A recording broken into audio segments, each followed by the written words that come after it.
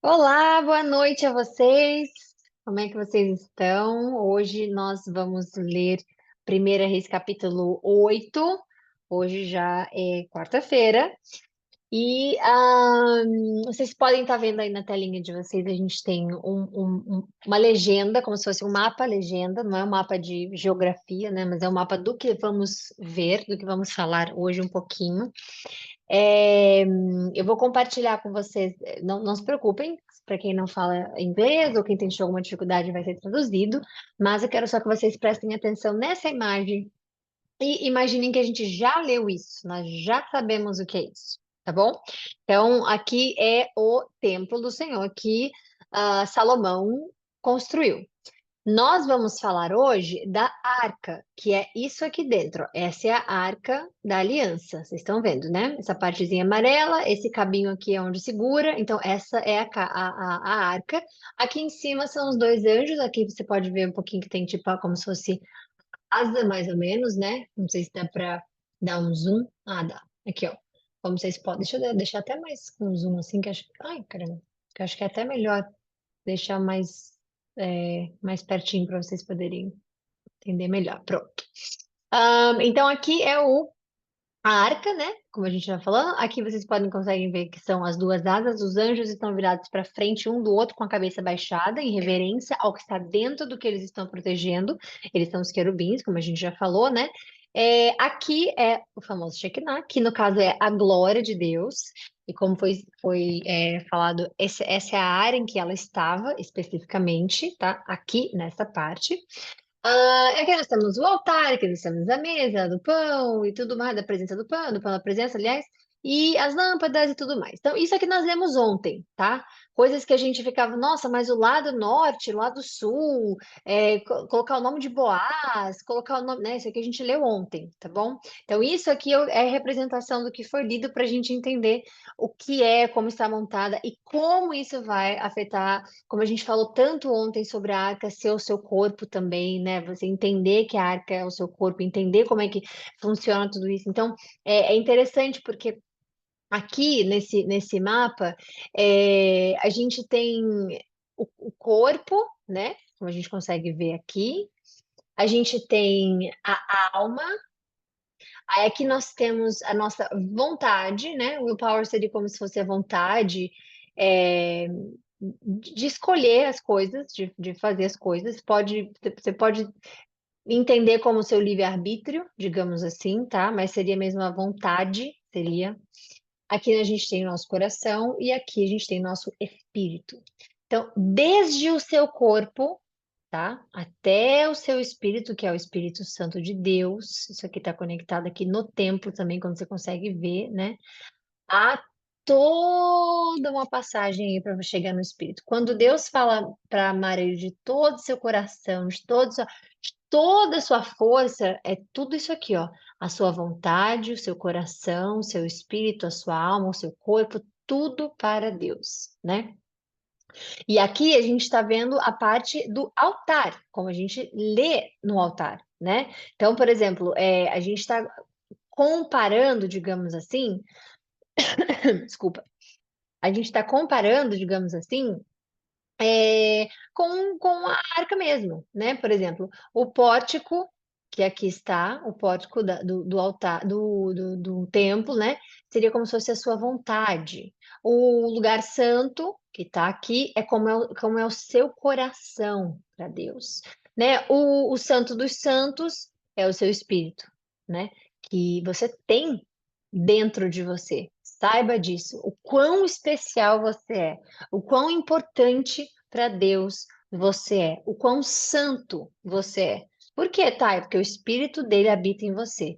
E nesse mapa que a gente vê aqui, a gente consegue entender que o lugar santo dos santos, que é onde a presença de Deus habita, né?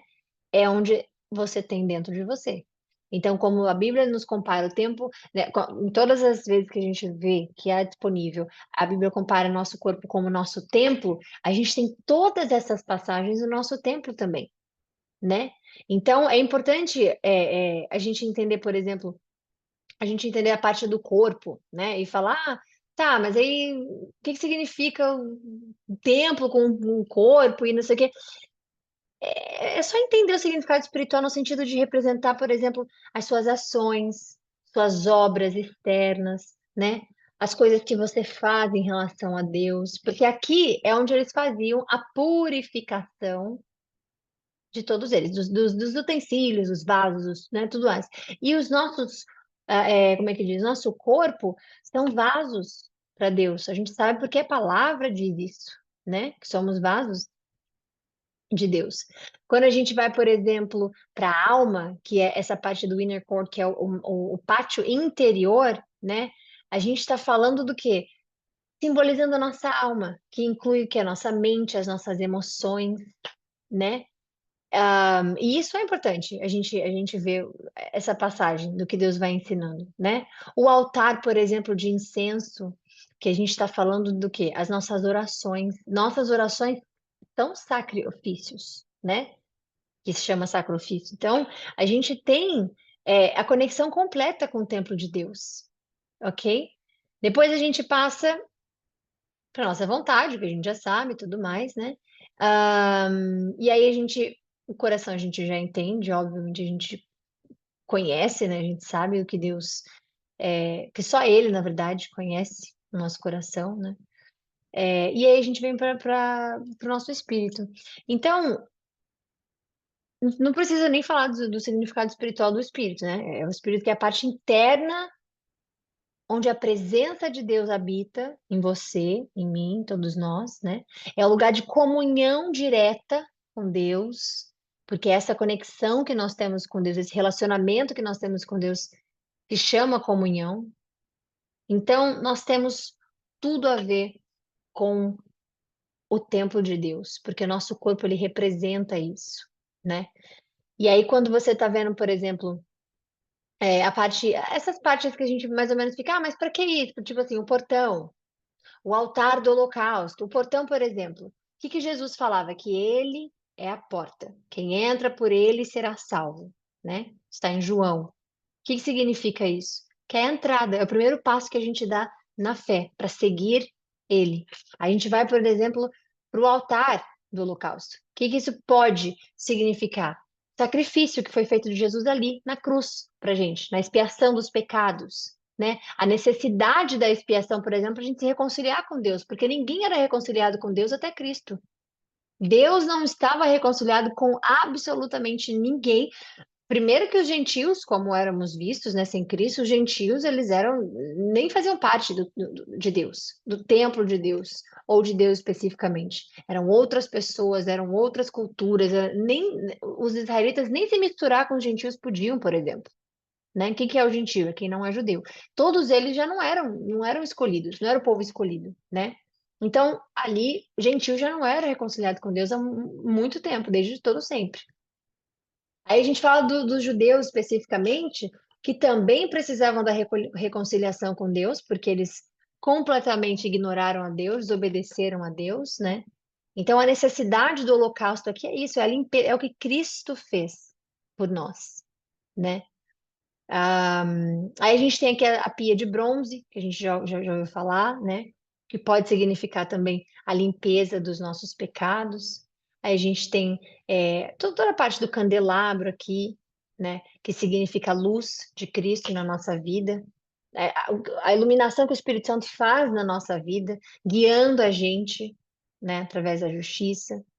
A gente tem a mesa dos pães, por exemplo, né? Significa o quê? Jesus diz que ele é o pão da vida. Nós sabemos que ele é o pão da vida, então é o sustento que a gente recebe dele, está aqui no nosso coração. O nosso coração é onde nós somos alimentados, né? Obviamente que é o Espírito Santo que se alimenta, mas entenda que aqui nós somos alimentados com o pão da vida, né?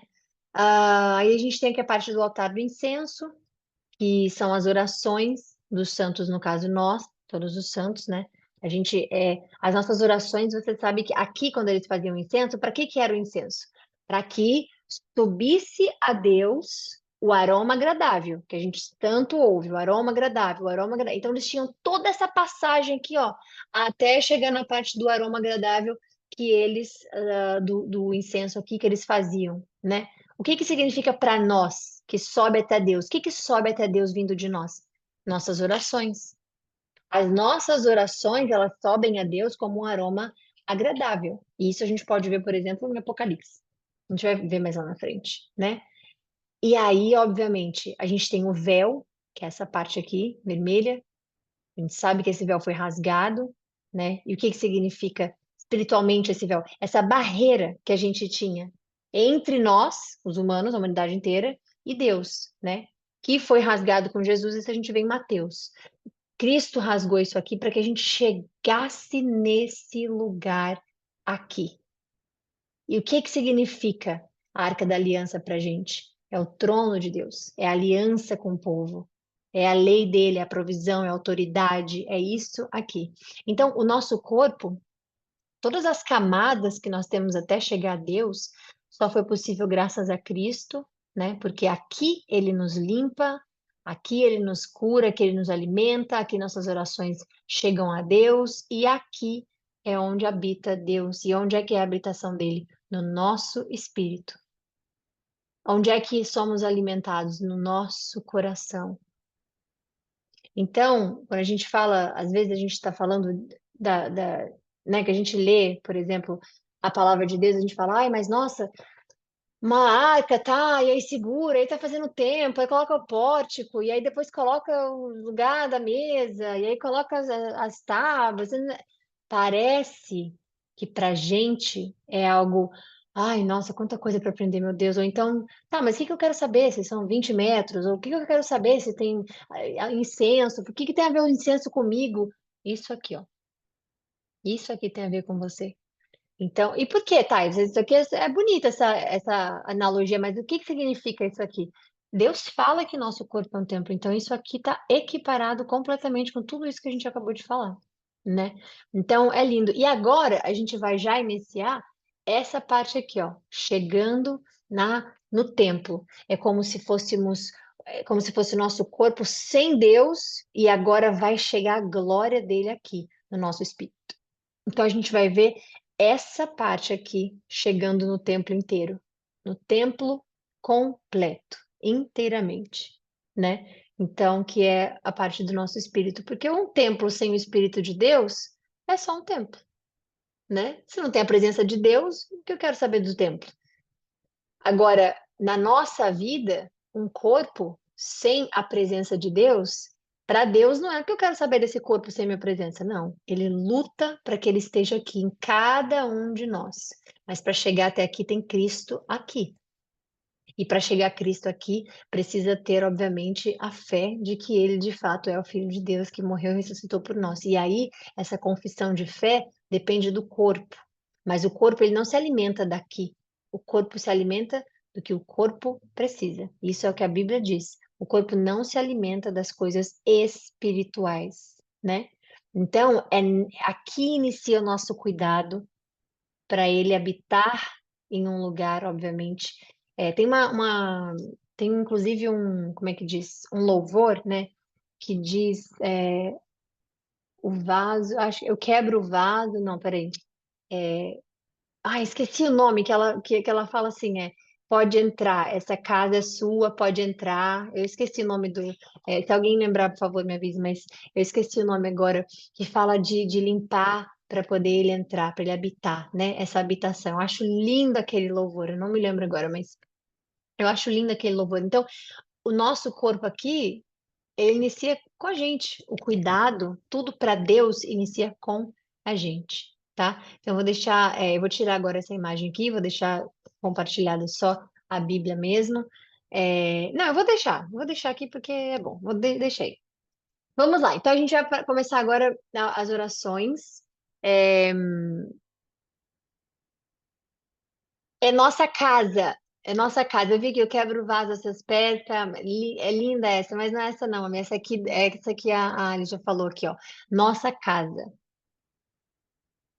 Então, é essa parte aqui. Eu acho que é a mesma, talvez, gente. Eu não sei, mas pode ser. Vocês estão falando que é a nossa casa. Eu quebro o vaso. Pode ser que seja, mas é essa mesmo, da casa. Essa casa é sua casa, nós deixamos ela para você e é isso, né? A letra fala mais ou menos isso. Jesus, essa casa é a nossa casa. Então, porque é a casa dele. Onde é que ele habita? Onde é que ele fala com você? Onde você está sendo alimentado aqui, ó? Coração. Onde é que ele está? No espírito. Quando ele, em Atos, onde é que ele, o que que ele fala? Eu estou indo, mas não vou deixar vocês sozinhos, eu deixo o meu espírito. Ele é um espírito o quê? De sabedoria. Então, nós estamos com o Espírito de Deus dentro de nós. A gente precisa entender isso, né? Que é muito importante. Vamos lá, fazer nossa oração, Senhor. Obrigada para início de tudo, obrigada, porque o Senhor nos permite aprender com a Sua palavra tanto, meu Deus. Às vezes a gente acha que é algo superficial de aprender, às vezes a gente esquece de quão profundos seus ensinamentos são, a gente esquece de quão detalhista o Senhor é, meu Deus. Se a gente olhar para os céus, se a gente olhar para a terra, se a gente olhar ao nosso redor, tudo que o Senhor criou com os mínimos detalhes que nós mesmos não conseguimos explicar. Então, Senhor, obrigada por esse momento de revelação a todos nós, revelação do seu templo construído por Salomão, e nós entendendo ele como nosso corpo, e a forma com que o Senhor monta, não são as paredes, Senhor, é o modo com que o Senhor faz. São as explicações que ficam escondidas dos nossos olhos até que o Senhor, o Espírito do Senhor nos ensine, até que o Senhor faça outros passarem à frente para que nós aprendamos, ou para que nós somos aqueles que passamos à frente para que outros possam aprender também. Que honra, meu Deus, é aprender tanto sobre o nosso corpo que o Senhor nos emprestou nessa terra. Que o Senhor nos abençoe, que o Senhor nos dê graça para que a gente consiga cuidar dele, cuidar da sua casa, Jesus. Obrigada por esse momento de explicação a todos nós. Obrigada pela profundidade de tudo aquilo que o Senhor faz, Jesus. Nós sabemos, Pai, que nada que está nessa Bíblia Sagrada, deixada pelo Senhor para nós, é em vão. Não tem uma vírgula, Senhor, que o Senhor não tenha usado de modo correto. Pai, o Senhor sabe absolutamente de tudo em nossa vida. Tudo que precisaríamos, tudo que precisamos, tudo que foi, tudo que é e tudo que será, e a gente só tem a agradecer. Que lindo saber, meu Deus, que o Senhor tem essa explicação toda para nós. E Salomão foi capaz de construir em material, mas o Senhor é aquele que dá o espiritual de cada coisa. Que nossos olhos, a nossa mente e o nosso coração esteja, Senhor, conectados sempre num nível espiritual, em tudo na nossa vida. Que a gente veja as coisas do mundo com os olhos espirituais, as pessoas com os olhos espirituais vindos de Ti, as relações que nós temos na nossa vida profissional, pessoal, sejam todas, Senhor, olhadas e vistas, enxergadas de modo espiritual. As dificuldades que o Senhor nos coloca, que o Senhor nos permite, aliás, estarmos. As vitórias que o Senhor também nos permite vivenciar, que tudo isso, Senhor, seja olhado com um olhar espiritual para a nossa vida, para o nosso próprio bem, para o nosso desenvolvimento, para a nossa fé, para a nossa comunhão com o Senhor. Que a gente nunca, Pai, olhe pelas coisas superficiais. Se tem algo acontecendo comigo, é porque eu estou sendo castigado. Ou então, se tem algo que eu estou passando agora, é porque Deus me abandonou. Ou se, Senhor, não. Feche os nossos ouvidos para essas mentiras do diabo, para que a gente possa ouvir a verdade que a sua própria palavra diz. Nós pertencemos ao Senhor, e assim como vemos a imagem do tabernáculo aqui, Senhor, a imagem do templo, a imagem da sua arca, a imagem daquilo que era um tabernáculo, que virou o seu templo, né? Que essa imagem que possamos ver, Senhor, a gente possa estar conectadas com ela num nível espiritual, que a gente veja o cuidado de cada fase que o Senhor montou, o porquê de ser como é, que a gente leve em consideração, meu Deus, todo o sacrifício que Jesus fez, do início da porta, que é o nosso corpo, até o final, que é o Santo dos Santos, que é o seu Espírito habitando em nós. Que a sua glória permaneça sempre, Senhor, aos nossos olhos. E que a gente possa ouvir, enxergar, sentir, pensar da forma com que o Senhor, Jesus, faz. Que possamos ter uma boa live, que o Senhor nos abençoe, que o Senhor nos dê força, que o Senhor nos dê ânimo, que o Senhor nos dê alegria, que o Senhor nos dê sabedoria, tudo aquilo que é atributo do Espírito Santo, porque como a gente vê nessa imagem desse templo, Senhor, o Senhor é a fonte de tudo isso até que chegue ao nosso corpo. Obrigada, obrigada, Pai. Essa live, ela é consagrada a Ti, nosso aprendizado hoje é consagrado a Ti, nossa vida é consagrada a Ti e que nós estejamos integralmente, inteiramente entregues a Ti, do corpo ao espírito, assim como o Senhor diz no primeiro e mais importante mandamento. Em nome de Jesus agradecemos. Amém. Vamos lá. Então, o rei Salomão reuniu em Jerusalém as autoridades de Israel, todos os líderes das tribos e os chefes das famílias israelitas, para levarem de Sião, cidade de Davi, a arca da aliança do Senhor. Todos os homens de Israel uniram-se ao rei Salomão por ocasião de festa do mês de Etanim, ou seja, setembro e outubro, que é o 7º mês. Quando todas as autoridades de Israel chegaram, os sacerdotes pegaram a arca e a levaram com a tenda do encontro e com todos os utensílios sagrados que nela havia. O sacerdote e os levitas que levaram tudo. O rei Salomão e toda a comunidade de Israel que se havia reunido a ele diante da arca, sacrificaram tantas ovelhas e tantos bois que nem sequer era possível contar. Os sacerdotes levaram a arca da aliança do Senhor para o seu lugar no santuário interno, no templo, isto é, no lugar santíssimo, não sabemos onde é, e a colocaram debaixo das asas dos querubins. Os querubins tinham as asas estendidas sobre o lugar da arca e cobriram a arca e as varas utilizadas para o transporte. Essas varas eram tão compridas que as suas pontas podiam ser vistas do lugar santo, em frente do santuário interno, mas não fora dele. Ali estão até hoje. Até hoje, o momento que foi escrito essa parte, porque nós sabemos que nós não temos mais, obviamente, a Arca da Aliança, nem o Templo de Salomão, tudo mais, né? Na arca havia só, mas assim, a Bíblia para mim ela é tão, como é que diz? Ela é tão detalhista e perfeita e correta que também não duvido nada que possa estar escondido no mesmo lugar que Deus está falando que está aí até hoje, mas debaixo de 20 mil camadas de terra. Também não sei, porque, né? Mas até onde foi escrito, ali estava, ok? Na arca havia somente as 2 tábuas de pedra que Moisés tinha colocado quando em Horebe, onde o Senhor fez uma aliança com os israelitas depois que tinha saído do Egito. Onde o Senhor, não é quando, onde o Senhor fez aliança. Quando os sacerdotes se retiraram do lugar santo, uma nuvem, nós sabemos que é a Shekinah, que é a glória de Deus, encheu o templo do Senhor de forma que os sacerdotes não podiam permanecer ali para desempenhar o seu serviço, pois a glória do Senhor se enchera o templo do Senhor. E nós sabemos que quando a glória estava presente, né? Vocês lembram que a glória, por exemplo, a nuvem de Deus, quando ela estava erguida, quando ela descia, era hora de momento deles pararem, era o momento deles andarem, né? Vocês lembram disso desde o Egito, quando eles saíram. Então Salomão declarou: o Senhor disse que habitaria em uma nuvem escura. Na realidade, construí para ti um templo magnífico, um lugar em que habites para sempre.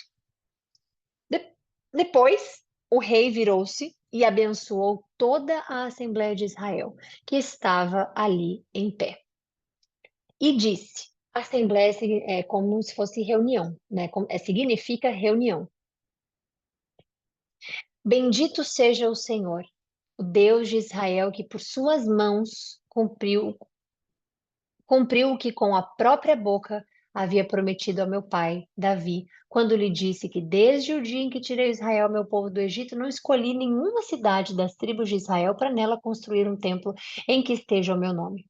Escolhi, porém, Davi para governar Israel, meu povo.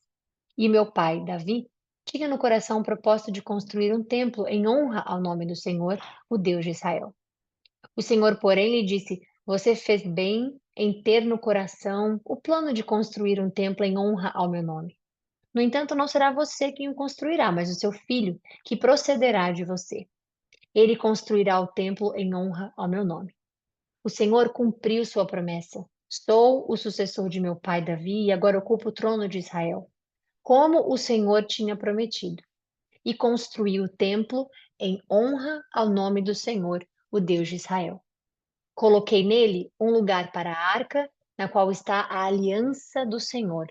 Aliança que ele fez com os nossos antepassados quando os tirou do Egito.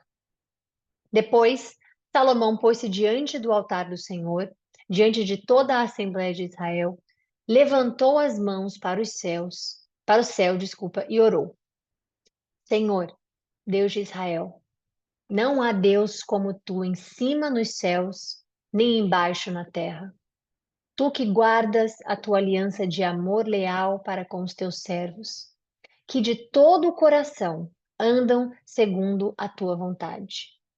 Cumpriste a tua promessa ao teu servo Davi, o meu pai. Com a tua boca prometeste e com a tua mão cumpriste, conforme hoje se vê. Então você vê que a glória inteira do templo, Salomão não dá aos homens, não dá, né? Porque hoje em dia, se você fala, a pessoa fala assim, eu sou, tem um termo, né, que é o self-made, que é tipo de se fazer, né?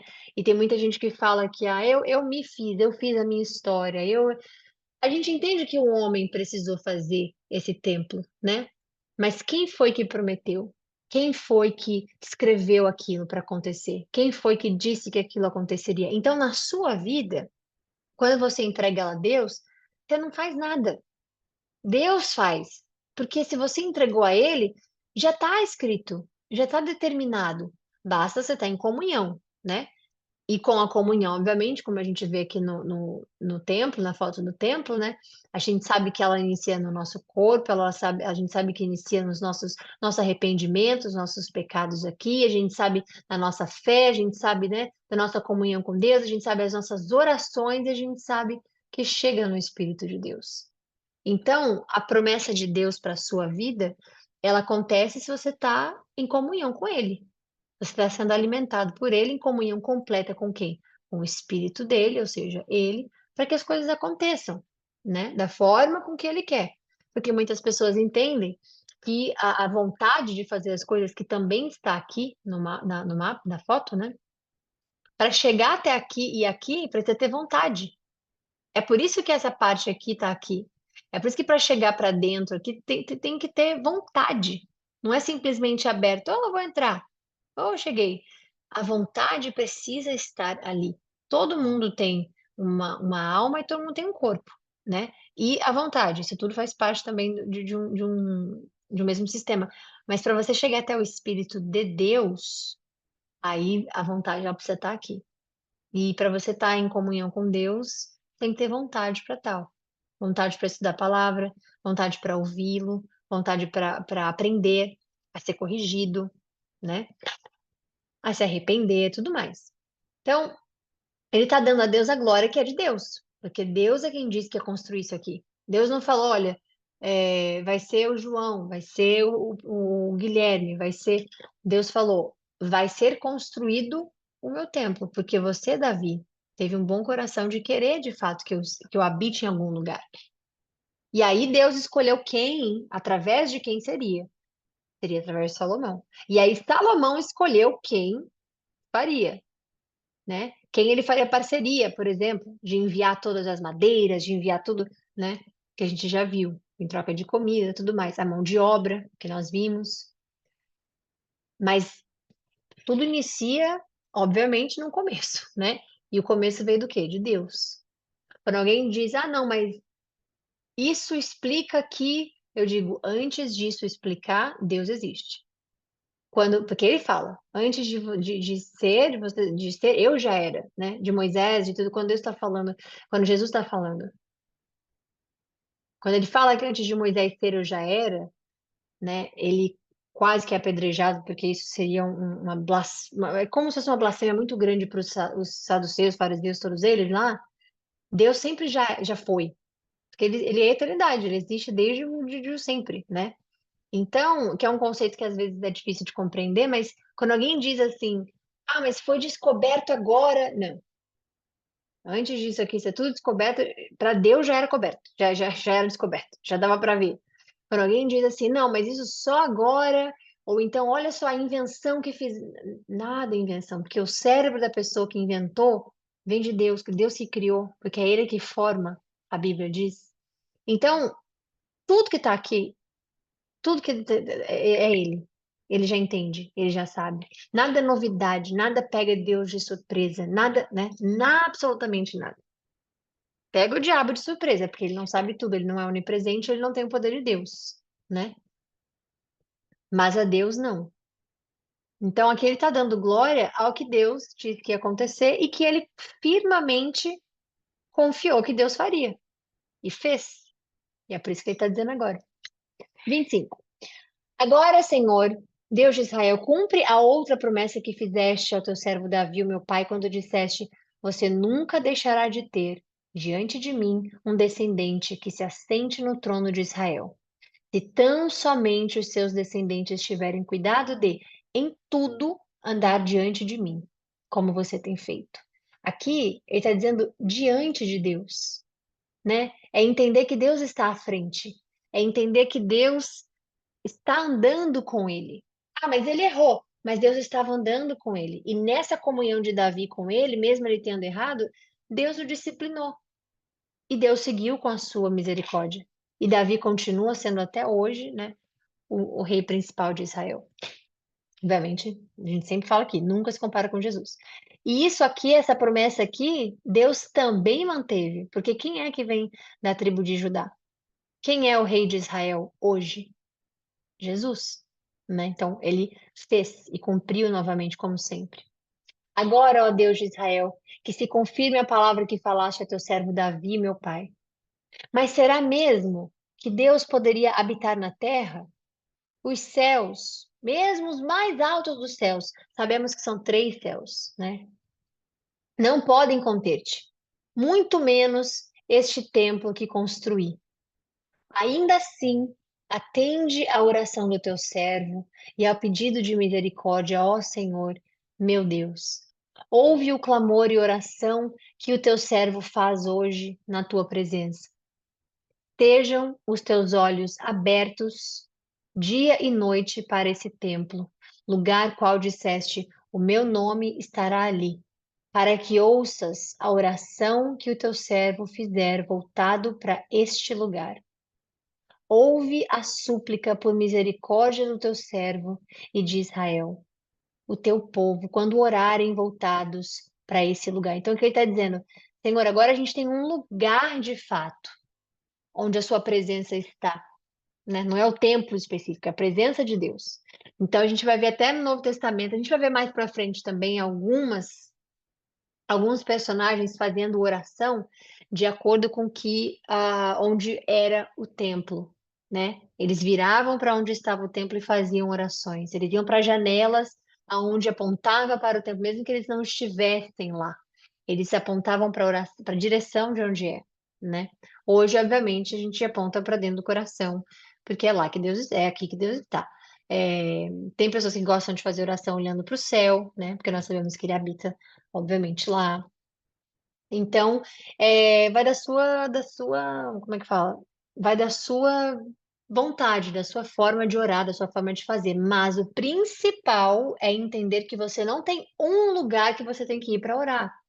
Porque isso existem religiões que dizem, olha, você tem que ir a lugar X para orar. Você precisa ir no lugar, veja, o Senhor habita em você. Você ora em qualquer lugar. Não existe doutrina para oração. Não pode, não se deve existir doutrina para ter comunhão com Deus. Não existe doutrina para que se seja ouvido por Deus. Não existe absolutamente isso. O seu corpo é o templo sagrado onde Deus habita, de habitação de Deus, e é nele quem você precisa nele não, é ele que você precisa cuidar, mas é nele que o Senhor habita. Então, as suas orações, elas não vão ser ouvidas se você for num lugar específico. É onde você vai, é onde seu espírito está, né? O que não significa que você não possa, não deva ou não queira ir nunca a uma igreja, por exemplo, né? Porque você está onde o Espírito de Deus está onde você está. Mas onde está mais de dois, a fé ali se fortalece, né? Deus fala isso. A palavra de Deus diz. Onde mais de dois estiver. Então, não significa também que sozinho você você não consegue, porque você nunca está sozinho. Sempre vai ter dois. É você e Deus. É você e Jesus, né? Você e o Espírito Santo. Então você nunca vai estar sozinho. Então, sempre mais de dois você estará quando você estiver numa igreja, tendo comunhão com os seus irmãos de fé, tendo comunhão com pessoas, porque é saudável, né? Mas você não está sozinho nunca. Então não existe, tipo, onde mais de dois estiver, aquilo ali Deus tá falando em fortificação da fé. Porque a nossa fé, quando ela é combinada com fé de outros, por isso que a gente pede oração para as pessoas, por isso que grupos de orações existem, né? Porque é mais de um ouvindo, falando a Deus, obviamente, né? Mas para que não seja interpretado de forma errada aquele versículo, você nunca vai estar sozinho, ok? Ouve dos céus, lugar da tua habitação, e quando ouvires, dá-lhes o teu perdão. Quando um homem pecar contra o seu próximo, tiver que fazer um juramento e vier jurar diante do seu altar nesse templo, ouve dos céus e age. Julga os teus servos, condena o culpado, fazendo-lhe recair sobre a cabeça a consequência da sua conduta, e declara sem culpa o inocente, retribuindo-lhe conforme a inocência dele. Quando Israel, teu povo, for derrotado por um inimigo, por ter pecado contra ti, voltar-se para ti, glorificar o teu nome, orando e suplicando a ti neste templo, ouve dos céus e perdoa o pecado de Israel, teu povo, e o traz de volta à terra que deste aos teus antepassados. Quando se fechar o céu e não houver chuva, por haver o teu povo pecado contra ti, e o teu povo voltado para este lugar, orar e glorificar o teu nome, e se afastar do seu pecado depois de haveres castigado, ouve dos céus e perdoa o pecado dos teus servos de Israel, teu povo. Ensina-lhes o bom caminho. Tá vendo esse aqui que é importante a gente ler? Ensina-lhes o caminho, o bom caminho, aliás, não é o caminho, é o bom caminho. Nós temos vários caminhos na vida, nós temos vários. Eu sei o que eu quero fazer, eu já sei qual que é o que eu tenho que fazer, eu sei qual é o caminho que eu tenho que andar, eu sei. Não sabemos de nada. Por isso que ele pede para que Deus ensine. Ele tem sabedoria, ele é o rei, mas ele está ali, orando mesmo assim para aqueles que não sabem, para aqueles que não têm sabedoria, para aqueles que vão errar, para aqueles que vão sair do caminho, ou que vão ter o caminho bom e o caminho ruim para escolher. Então é necessário pedir para Deus nos ensinar, né? Me ensina, Senhor, o caminho correto, me ensina a escolha certa, o que fazer. É importante pedir a Deus. Salomão está pedindo a Deus também. Envia a tua chuva sobre a tua terra que deste por herança ao teu povo.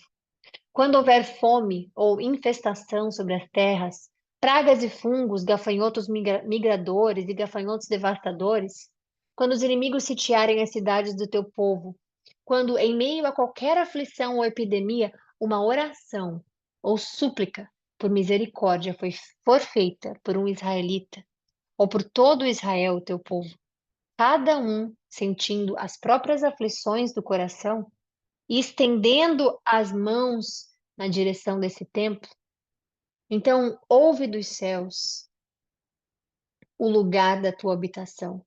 Hoje nós sabemos que é o nosso coração, por isso que muita gente faz oração pondo a mão no coração também, né? Perdoa e age. Trata cada um de acordo com a sua conduta, visto que lhe conheces o coração. Sim, só tu conheces o coração humano. Guardem isso na mente de vocês. Só Deus conhece o coração humano. Assim, eles te temerão durante todo o tempo em que viverem na terra que deste aos nossos antepassados. Quanto ao estrangeiro, que não pertence a Israel, o teu povo, e que veio de uma terra distante por causa do teu nome, ou seja, aqueles que querem te conhecer, pois ouvirão acerca do teu grande nome, da tua mão poderosa e do teu braço estendido, quando ele vier a orar, voltado para esse templo, olha bem o que ele está dizendo, voltado para esse templo, que é o que a gente explicou. Esse templo especificamente já não existe mais, porque Cristo disse: Eu derrubo esse templo e construo em 3 dias. Quando ele estava dizendo o quê? Do corpo dele. Então, para nós já não é mais esse templo.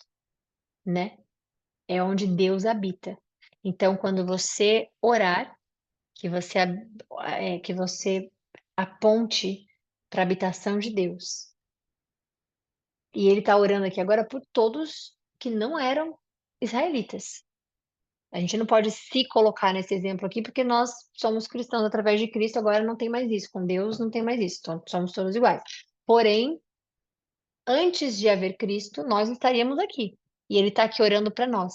Quando este estrangeiro, por causa do teu nome, por ouvir sobre o teu nome, sobre a tua mão poderosa, se voltar para estender para cá o braço e entender isso aqui, quando ele vier e orar, voltado para esse templo, que agora é o nosso corpo, é o templo de Cristo, ouve dos céus, lugar da tua habitação, e age conforme tudo o que o estrangeiro te pedir, a fim de que todos os povos da terra conheçam teu nome e te temam, como faz Israel, teu povo, e saibam que esse templo que construí traz teu nome. Isso aqui, quando ele fala, é muito importante, porque ele fala, e age conforme todo estrangeiro a te pedir, a fim de que todos os povos. Isso aqui ele está dizendo se o meu povo, né, não espalha meu nome, que os que vierem depois espalhem, que eles possam ser os que vão falar do meu nome, né? Que está conectado com o Novo Testamento, porque é isso que Deus espera que nós façamos, assim como os discípulos, que a gente passe a palavra dele. Quando o teu povo for à guerra contra os seus inimigos, por onde quer que tu enviares, e orar ao Senhor voltado para a cidade que escolheste para o templo que construí para o teu nome, ouve dos céus a sua oração e súplica por misericórdia, defende o direito do teu povo.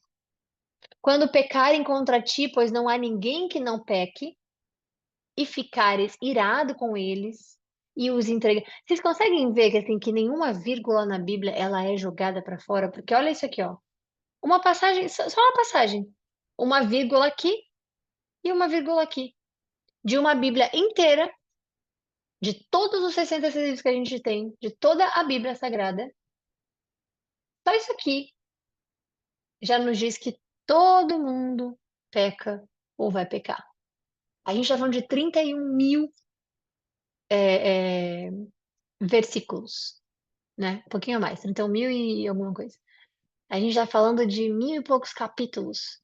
A gente está falando de. Olha, veja bem, isso aqui já nos diz que. Aí você vê, nossa, um versículo 46 com um pedacinho só, com um grande aprendizado. Essa é a beleza da palavra de Deus.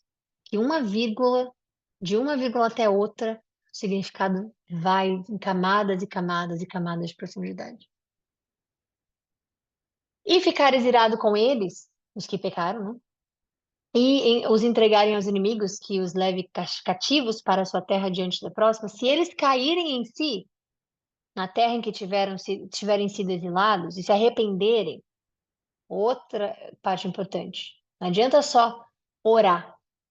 Você está vendo que tem uma letra, outra coisa interessante, uma letrinha E, aqui, ó, faz toda a diferença. Olha bem, veja bem. Se eles caírem em si, na terra em que tiverem sido exilados, vamos cortar essa parte aqui, ó. E lá suplicarem por misericórdia, né? Não, olha o que Deus deixou bem claro. Se arrependerem e suplicarem por misericórdia. Aí aqui tem um exemplo de alguém, né, suplicando por misericórdia. Então, isso é interessante. Reconhecer, se arrepender e pedir a Deus para que a gente possa ser moldado e aprender, porque senão não existe. Olha o que Salomão vai falando. Se caírem em si, ou seja, se compreenderem que errou, se realmente assumir que errou, né? E se arrepender. Pecamos, praticamos o mal, fomos perversos. E lá eles se voltarem para ti de todo o coração e toda a alma, na terra dos inimigos, que os tiverem levado como cativos, e orarem voltados para a terra que deste aos seus antepassados, para a cidade que escolheste e para o templo que construí em honra ao teu nome, então dos céus, lugar da tua habitação, ouve a tua oração e súplicas por misericórdia, defende o direito deles. Hoje quem defende nossos direitos é quem? Cristo. Ele é o único que defende nossos direitos. Ele passa todo o santo dia. Não é, isso é bíblico. Ele é o nosso advogado, ele passa todo o santo dia nos defendendo perante a Deus.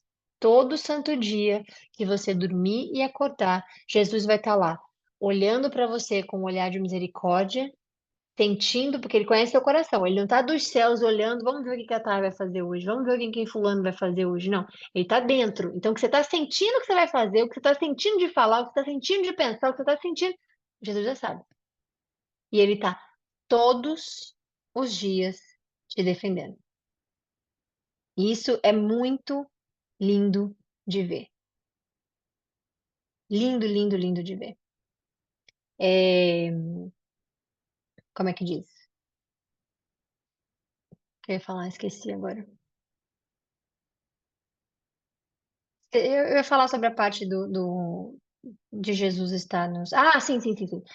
Quando Jesus fala em João, né? Que ele fala que nós temos um advogado. Ele fala, né? Se alguém pecar, nós temos um advogado com, com o Pai. Ele fala que está com o Pai, um P maiúsculo ainda, né? Está em João isso. Com o Pai, Jesus Cristo, ele fala. Então, nós somos. Jesus intercede por nós, gente, todos os dias. Todos os dias. A gente tem no Novo Testamento ele falando que só há um Deus e um só mediador. Está em Timóteo, 1 Timóteo, fala a mesma coisa, que só ele faz por nós. Ele é o único mediador. Não, mas tem fulano, tem ciclano, tem beltrano, porque Jesus olhou e a pessoa falou, faça tudo o que ele mandar. E isso significa que a pessoa faz por nós. Gente, está em 1 Timóteo. Só existe um Deus e um só mediador entre Deus e os homens. Está escrito na palavra de Deus. Está escrito na palavra de Deus no Novo Testamento também, que Ele é quem intercede por nós. Então, não tem desculpa. É a gente entender que nós precisávamos de Jesus, que nós temos Jesus, né? E que Ele intercede por nós todos os dias.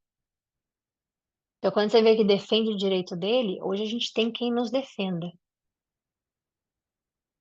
Perdoa o teu povo que pecou contra ti. Perdoa. E isso aqui é interessante a gente saber, porque olha só, isso aqui está sendo pedido para que as orações sejam consideradas. Senhor, considera as orações, perdoa as orações. Agora, através de Cristo, todos os nossos pecados já são perdoados. Não significa, novamente, que a gente pode pecar a vida inteira e pode sair. Não, porque aqui engloba o arrependimento, né? Mas Jesus, todos os dias, está por nós. Perdoa o teu povo que pecou contra ti, perdoa todas as transgressões que cometeram contra ti e faz que os seus conquistadores tenham misericórdia deles. Pois são o teu povo e a tua herança que tiraste do Egito, da fornalha de fundição de ferro. Que os teus olhos estejam abertos para a súplica do teu servo e para a súplica de Israel, o teu povo, e que os ouça sempre que clamarem a ti. Pois tu os escolheste dentre todos os povos da terra para serem a tua herança. Como declaraste por meio do teu servo Moisés, quando tu, ó soberano Senhor, tiraste os nossos antepassados do Egito. Quando Salomão terminou a oração e a súplica por misericórdia ao Senhor, ele se levantou diante do altar do Senhor, onde tinha se ajoelhado e estendido as mãos para o céu, pôs-se em pé e abençoou em alta voz para toda a Assembleia de Israel, dizendo: Bendito seja o Senhor, que seu descanso a Israel, seu povo, que deu descanso, desculpa, que deu descanso a Israel, seu povo, conforme tudo que havia prometido. Não ficou sem cumprimento nenhuma de todas as boas promessas que ele fez por meio do seu servo Moisés. Que o Senhor, o nosso Deus, seja conosco, assim como esteve com os nossos antepassados. Que Ele jamais nos deixe nem nos abandone. Faça que, de coração, nos voltemos para Ele, a fim de, não é de incentivo de pessoas, não é de obrigação, não é de doutrina, não é de coração. Se não fosse o coração, nem faça.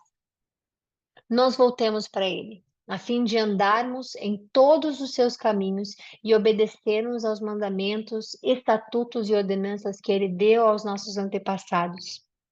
Que as palavras da minha súplica ao Senhor tenham acesso, desculpa, peraí, da minha súplica ao Senhor tenham acesso ao Senhor, o nosso Deus, dia e noite, para que ele faça justiça ao seu servo a Israel, seu povo, conforme a necessidade de cada dia. Assim, todos os povos da terra, que inclui todo mundo, saberão que o Senhor é Deus e que não há nenhum outro. Que vocês tenham um coração íntegro. O que é o íntegro? Inteiro, totalmente entregue para com o Senhor. Só Ele.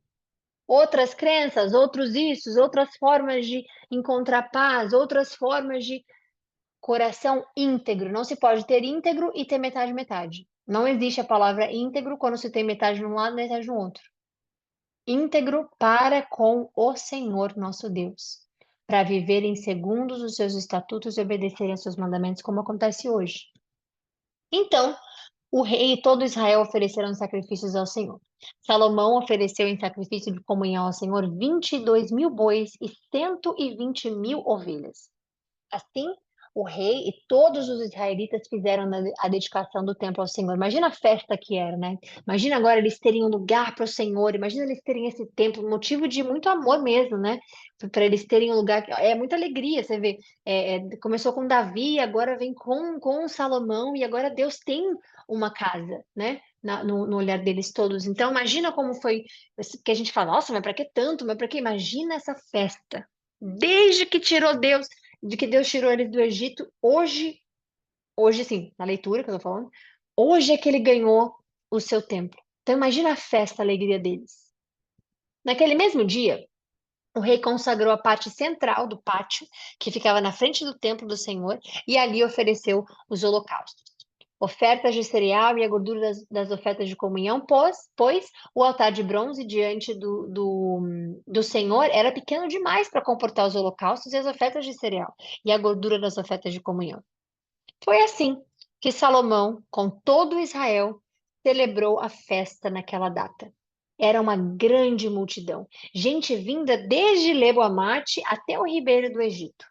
Celebraram-na diante do Senhor, o nosso Deus, durante 7 dias, estendendo por mais 7 dias, 14 dias no total. No 8º dia, Salomão despediu o povo, eles abençoaram o rei e voltaram para casa, jubilosos, felizes, alegres, e com o coração alegre por todo o bem que o Senhor havia feito por Davi, seu servo, e por Israel, seu povo. Amém. Para a honra e glória do Senhor Jesus Cristo. Amém, amém, amém. É isso, finalizamos aqui hoje. A gente volta, se Deus quiser, amanhã com o capítulo 9 e 10, né? A gente amanhã talvez consiga, eu não olhei ainda se é muito grande ou não, mas amanhã a gente volta com 9 e 10 e hoje a gente termina com o capítulo 8, tá bom? Fiquem com Deus, um beijo, até amanhã, se Deus quiser, e bom descanso para todos nós.